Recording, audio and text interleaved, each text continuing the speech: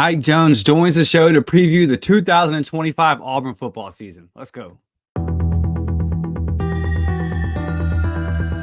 You are now listening to the War Report Podcast Network.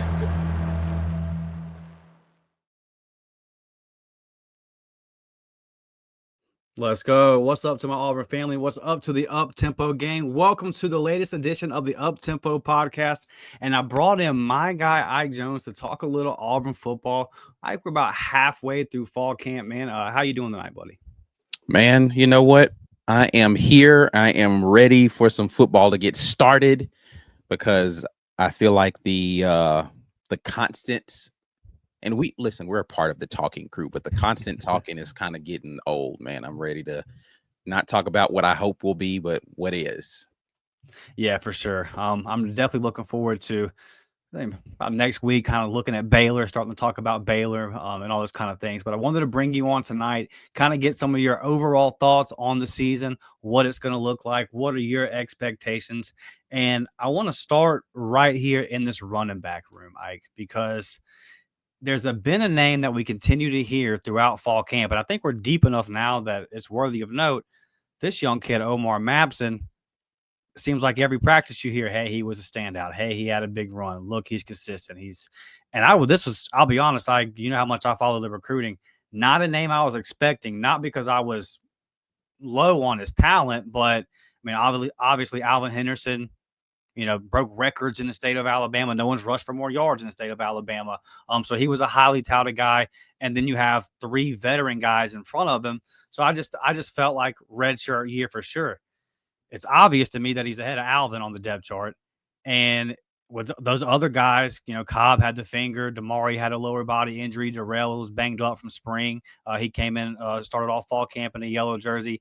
Seems like Omar's taken every bit of his opportunity and really ran with it.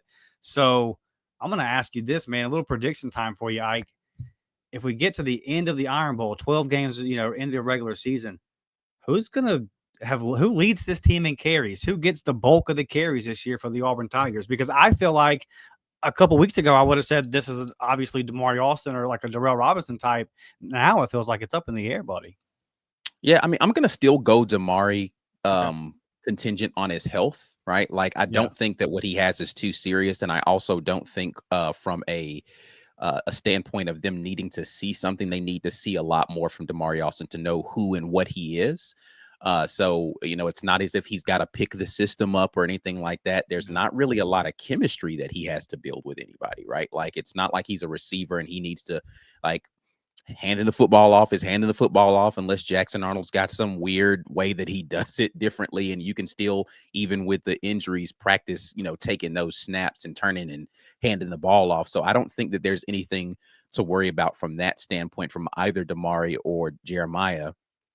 But yeah, I think Mabson has made it more interesting about who would be the fourth back, right? Because I still think it's the three that have the most experience will end up being the guys that tote it most often, again, injuries aside. But he definitely has made it a more interesting proposition should there be a need to move someone up, or if you get into a place where you are rotating backs that frequently, who's going to be the next man up. But yeah, right now I'm still going to go Demari Alston as the guy who have the most snaps, most carries, for a couple of reasons. And I've been very consistent about this with Demari. I think that he's the most complete back. He might not be the most talented, right? Like I think that there are guys who have better breakaway speed than him, guys who are a little bit more shifty than him. Definitely based upon what he's done from a fumble standpoint, guys that are a little more sure-handed in that regard. But he does a little bit of everything well. And I think that trust is what you're going to need, especially if you're going to be throwing the ball more. He's ready to pick those blitzes up immediately. So I think Demari is going to be the guy. I hope you're right. I mean, he's waited his turn, stayed loyal in the area of the transfer portal when he could have went somewhere else and got an opportunity, sat behind Jarquez. And if you think back to when he was recruited to Auburn, he was one of those guys that was really helping recruit that class. He was Yeah. really vocal with his commitment to Auburn and, hey, come play with us. We're building something over here. So I hope you're right, man. I hope that he has a great season and that his patience and his hard work is rewarded. But one thing that you mentioned there, he can do a little bit of everything. Hearing that Omar is already solid in the pass protection. If you're a young back and you want to get on the field, Yeah. that that's Fastest way, and I think that that's the thing, if you're looking at something that may move him up, mhm, is, listen, Jeremiah Cobb didn't have a lot of opportunities to do that, and I haven't really heard anybody, they haven't asked specifically, but I haven't heard it proactively mentioned, "Oh, this guy's got it in the pass pro right, situation," right? And I know for a fact, if that's something that Auburn has struggled with in the 2 years that Jeremiah Cobb was there, and they were deferring to other people instead of him to put him out there, it's clearly not a strength of his, right? And so, uh, unless he's improved in that in the offseason, and this younger guy who has a little bit bigger frame is able to come in and do that, that moves you up the depth chart quickly. And so you're going to get those opportunities maybe a little bit more, especially if he is showing some breakaway speed, which is something that we've heard. He's got the ability to maybe take it to the house a little bit. right. So you rocket up a depth chart at any level. If there are passing concepts involved in the offense and you are a running back, the quickest path to playing time quickly is being able to pick up blitzers and understand what the blocking concept is. Yeah, that running back room is really fascinating to me because Hugh Freeze inherited Jarquez Hunter, and it was obvious that it was Jarquez's turn. He was going to be the guy now, and I know that he inherited Demari, but now it's kind of Hugh Freeze's room, right? Where majority of these guys he's brought in, and there's no obvious heir apparent, obvious number one guy. So I'm really interested to kind of see how the distribution goes, and who gets what carries and how it all plays out. It's going to be a fascinating to watch. Staying on that Yeah. offensive side of the ball, let's play a little ceiling floor here. Auburn's offense, we'll start with a positive first. The Auburn offense hits the ceiling if Mm. they reach their maximum potential. Yeah, I think it's really going to come down to turnovers. Like how well are you staying on the field, and not putting your team in general in bad field position situations, quick change situations.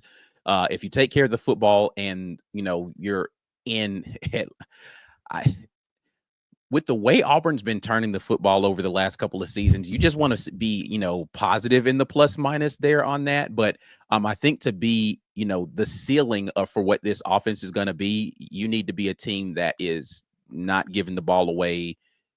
Out of 12 games, you want to have less than 15 turnovers on the season. And that's not even excellent. That's just pedestrian, right? Like Yeah, you're yeah. still averaging a turnover per game, but I do think that if you can keep that turnover number low, that you will have an opportunity to stay out there on the field more, and maximize your potential out there. So then the floor is you turn the ball over a lot.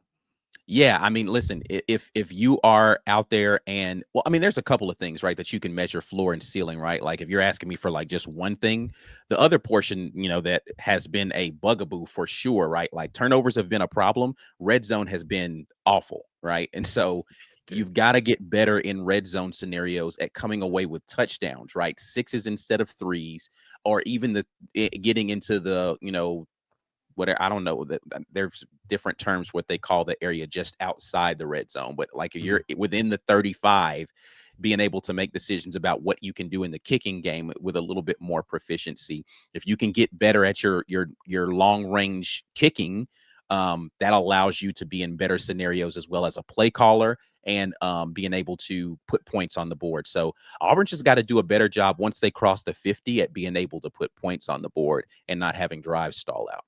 Yeah, absolutely. And hopefully having McPherson back can give Hugh Freeze a little bit more confidence when he gets down there in his play calling, knowing that, hey, I've got three in my back pocket. And look, in these close games, and Auburn was in a lot of them last year, field goals matter, man. The obvious points, but just momentum. It's like you can walk away feeling like we got something on that drive. We'll build on the next drive and get a touchdown. It's just demoralizing when you shank one, man. And then Yeah. when it starts piling up. It's like, oh goodness, and you have to really start doing some things that you wouldn't want to do outside of your normal play calling sequence and all that. And speaking of play calling, there is a tweet right now that is going viral. Justin Hogerson over at On Three posted this, and I'm just going to read the tweet, and then I want to ask you your thoughts on it. So I guess the assistant coaches were made available to the media, and this is the post. Since we spoke with Derek Nix and Kent Austin yesterday, just to reiterate, Nix handles first down strategy / play calling. Austin handles third down / strategy play calling. And as Nick said of Hugh Freeze, head coach has the authority to overrule anything we say or do. When asked how often does Freeze overrule, his answer was, it depends on how the game is going, but he's highly involved. To me, he's an outstanding play caller, and I've learned everything from him. So sounds like And there's a that's Derek few Nix different. talking there? Yes, spoke with Derek Okay. Nix and Ken Austin. Yes. Okay. So, yeah, I believe that was Derek Nix on the second part of the quote. So my question to you is you got Derek Nix in there, sounds like on first down. Ken Austin on third down. And this is something that we kind of heard last year, that play calling duties were kind of set, everybody had different responsibilities, and that wasn't received well amongst the Auburn fan base. And this hasn't been really received well either. A lot of people are saying, hey, this is just too convoluted. There's too much going on here. And I think as Auburn fans, we've just seen such a mess on that offensive side of the ball now for so long. You see something like this, and you're like, well, boy, that sounds awfully complicated. What are your thoughts on this? And just how do you want it? Are there any changes when you go back and look at last year? Is there anything that you want to see Hugh Freeze do different in game play calling to maybe kind of find a better rhythm as we go into this 2025 season? Yeah. Gut reaction to that, very visceral. I hate it. Right. Like I didn't like it when I first heard about it. But the more measured and okay, I get it type of reaction to it is a couple of things.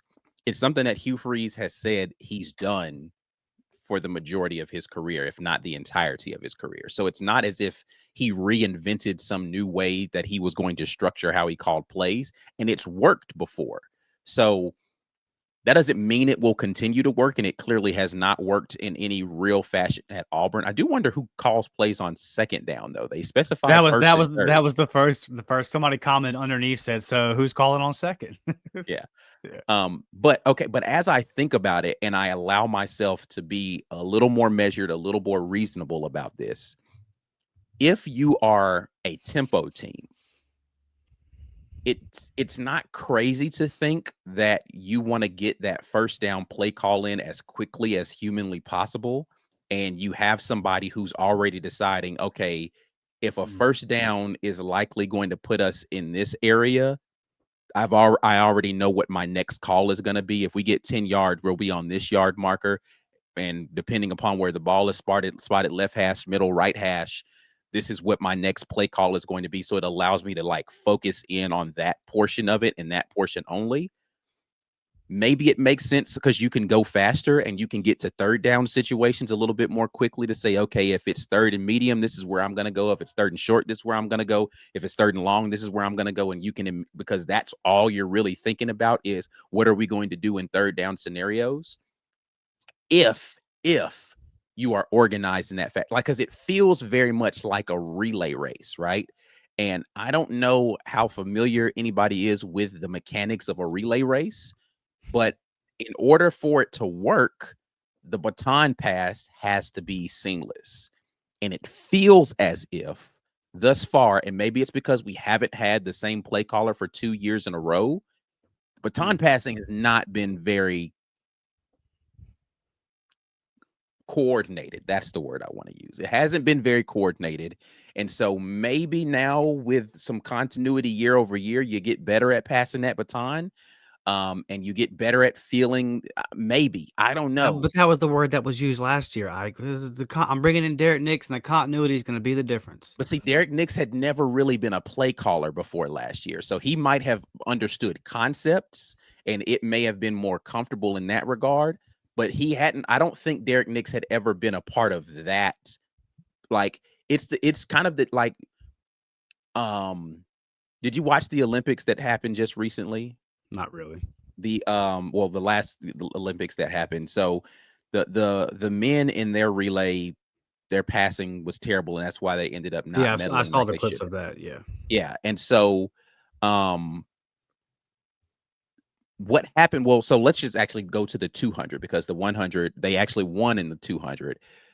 They decided to put one of the guys who was a hurdler in the final, even though one of the younger racers had been there in the prelims going through it, because they wanted to be more sure about the baton passing situation, right? And they felt like the guy who was newer in there wasn't really ready for that moment to be a guy who they could pass the baton to and receive the baton from. So even though he excellent sprinter, Quincy is excellent sprinter, maybe not the guy to put in as a guy who receives and takes or passes off a baton.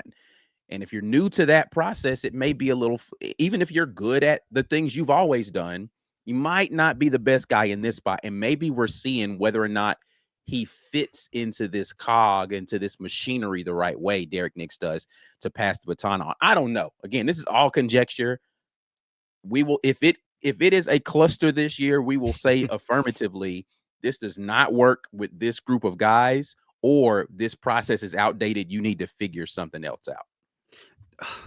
Do you think a lot of that's just Cap and Hugh Freeze is really the guy calling the plays at the end of the day? I'm pretty Taking certain Hugh suggestions, but Freeze is he's I, I'd be shocked if Hugh Freeze isn't the guy making most of those calls yeah. and figuring out what they want to do from play to play. And even if it's just like suggestions, hey, you want to go with this here, and Derek Nix is like, or the other way around, Derek Nix is like, hey, we're gonna go blah blah blah, and he's like, I'm feeling blah blah blah right here. It's like, all right, like it's situational. It depends. I feel like that if you were to press them and say what percentage of the time does he speak Yeah. up and say this is the direction that we're going to go, I would wager to say it's a high percentage. I'd actually wager to say it's going to go up this year. Yeah, yeah, for sure. I mean, we all know what's at stake, and if you're Hugh, man, get in your bag, do what we've seen you do before. And this is not a foreign concept. Like last year, I'll use my Buccaneers as an example. Liam Cohen comes in as the OC, and he used Josh Grizzard as the passing coordinator and third down play caller. Now, again, I like you just mentioned, I don't know what the percentage was. Was Josh Grizzard calling every 3rd and 7 and Liam Cohen just sitting back and saying, "Do your thing, it's third down now"? Probably not. But Yeah. you know, it worked, and the Buccaneers had a top 3 in the NFL offense. Baker Mayfield went off. Mike Evans did what Mike Evans is going to do, and the Buccaneers, who were last in the NFL the year before in rushing, became a top 5 rushing team. Now, the key to that is all of the media that followed the Buccaneers were reporting on the process throughout the year, said, "Hey, these two guys, Liam Cohen and Josh Grizzard, they're in sync. These two Yeah. guys work together. They speak the same language, and it just works on game day. It's just fluent." They were saying, I remember starting to get excited about it in the preseason because the media members that were there every day in training camp were saying, "Hey, these guys together, they can cook. Like they got something going." And then it showed itself in the season. So it's possible. And Yeah. it's not even a foreign concept. It happens in a lot of places. You have a run game coordinator, a pass game guy, all these kind of things. It's just can it be organized? Can it be structured? Can you guys all work well as a unit? And it just kind of, again, speak that all. And that's what you said when he brought these guys in, specifically Yeah. Derek Nix and Philip Montgomery was on the way out. It didn't look clean last year. It seems like a lot, and I'm not saying Hughes throwing Peyton under the bus, but the narrative is hey, got another quarterback in. Now's good. This is going to be the big change that we need, and we have all these weapons and all this stuff. So, what it sounds to me like, Ike, is I don't care anymore who's calling the plays. I don't care quarterback, blah blah blah.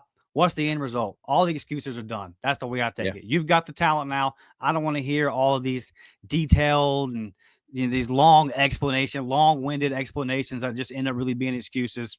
You've got everything you need. You have the time. Whoever's calling the plays on second down, call a good play. How about Right. no halfback passes? when you're moving the ball versus your arch rivals on the road. But let's flip over to the defensive side of the ball, a side of the ball that I think we have a little bit more faith in. Starting to hear a lot of good stuff about these young linebackers, Bryce Juice Diaz, Elijah Melendez, Robert Woodyard's been in that room for a long time. Xavier Atkins, the transfer from LSU, kind of making some noise.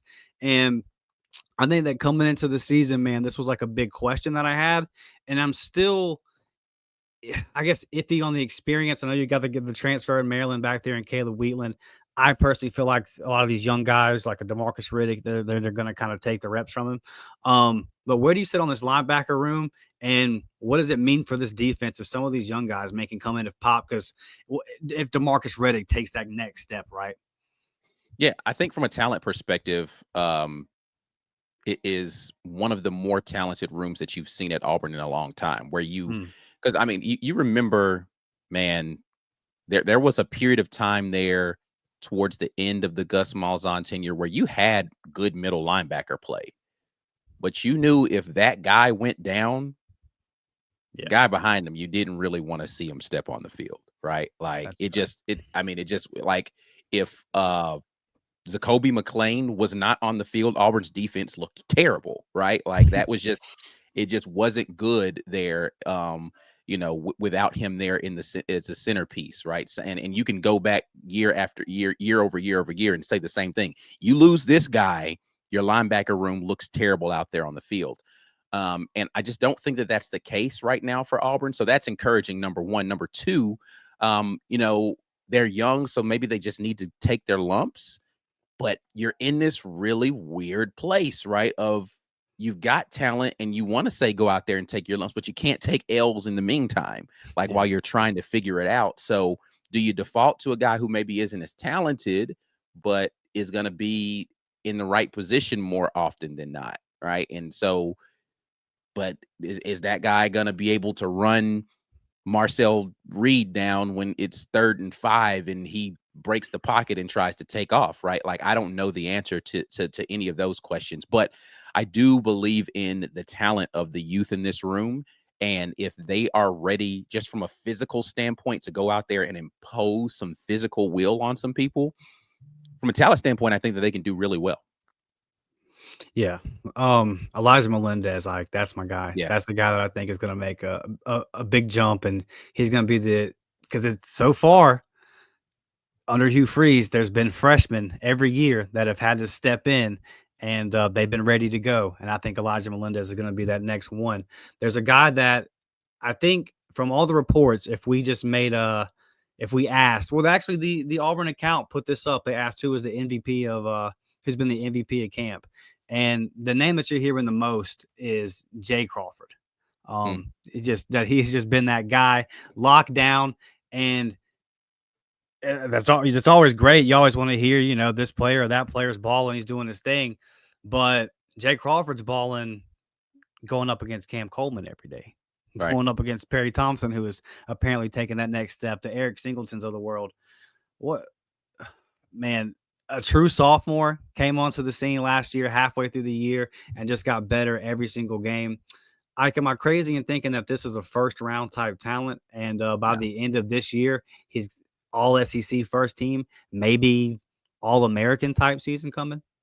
He's got every tool needed to be that, right? He's got the right length. He's got the right.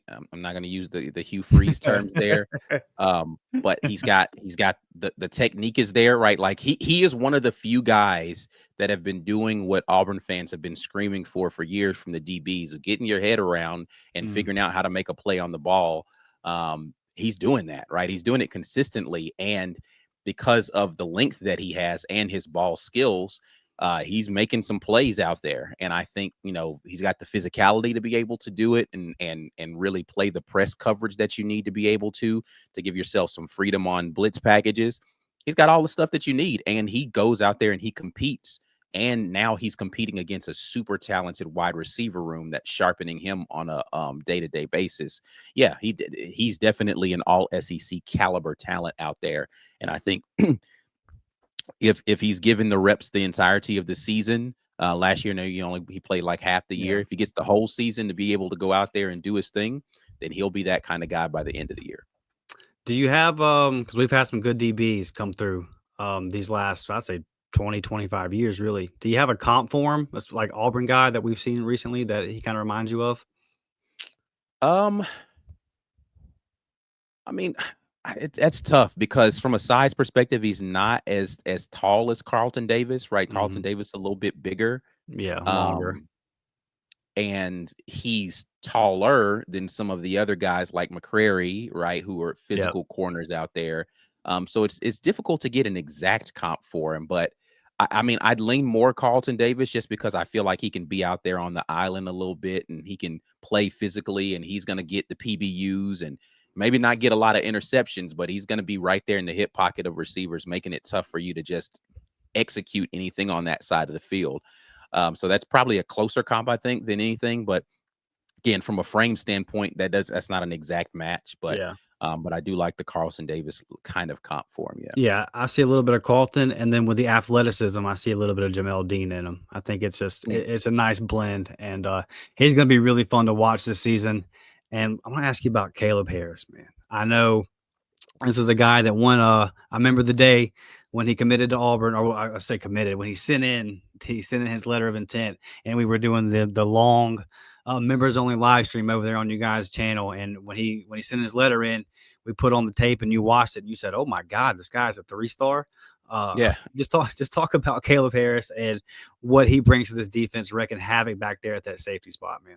Yeah, so Caleb Harris is a guy who has been, and this goes from even the Auburn staff to like just consistently, I think, underrated in what he actually is able to Mhm. do.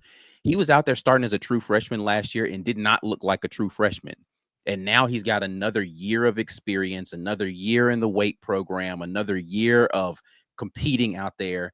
Man, I think Caleb Harris like, because he's still being overlooked and he probably has a little bit of a chip about that, about okay, so y'all still don't think, all right, cool, got you. Right.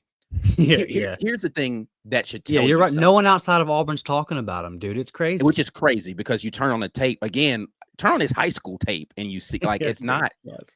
it's not as if it's not right there on film. And it's not like he's some crazy undersized person or some tweener. Like he's got the right physical At one of the makeup. biggest high school programs in the state, So it blew my I don't mind. actually understand it other than the fact that he played with some other really talented people Mhm. on that defense and maybe he got overshadowed. Right. But like again, you go turn on the film last year and you see him making play after play after play, being where he's supposed to be, doing all the stuff that he needs to do. And you're just like, what are y'all not seeing about this guy?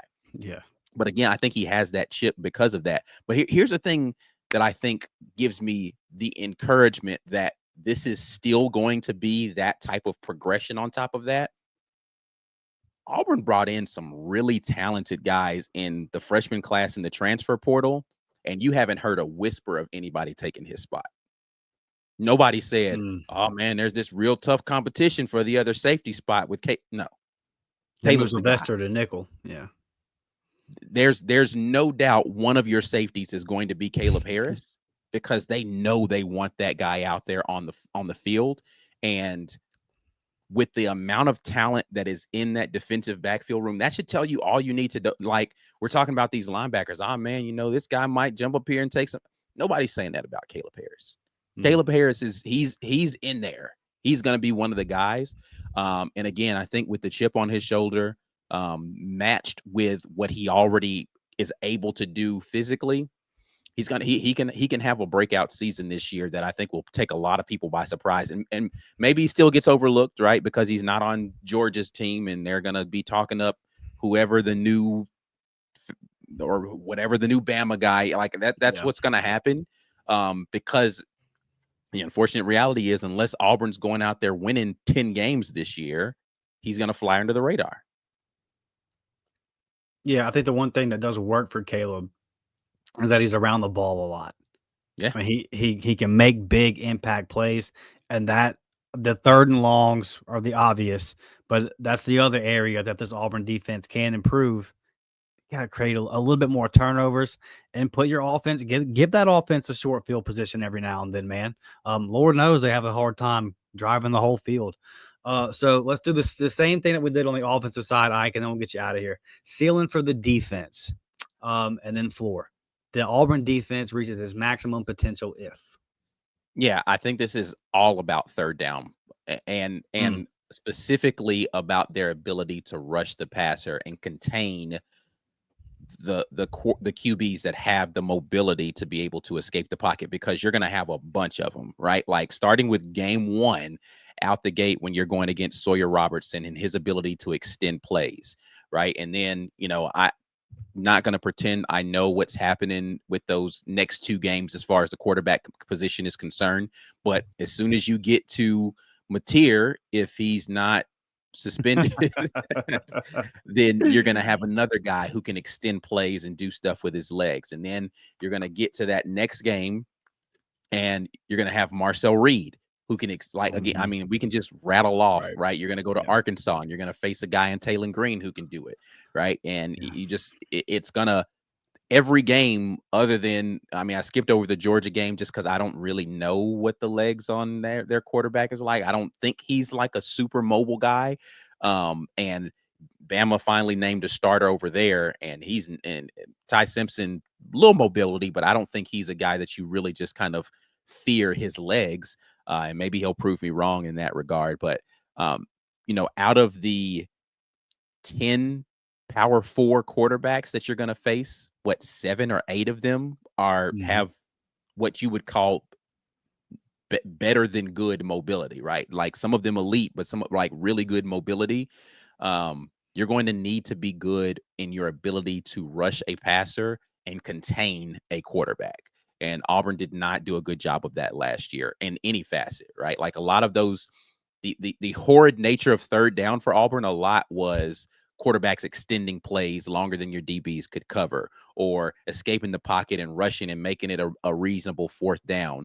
And so you've got to be better in that aspect of bottling quarterbacks up, getting to them and get them on the ground, making them make bad or quick decisions. If Auburn can be better in that facet, this defense will be markedly better. Because if you go back and look at it, they weren't terrible on first and second down. They were actually pretty decent with most teams on first and second down. It's third down, fourth and short where you were having problems.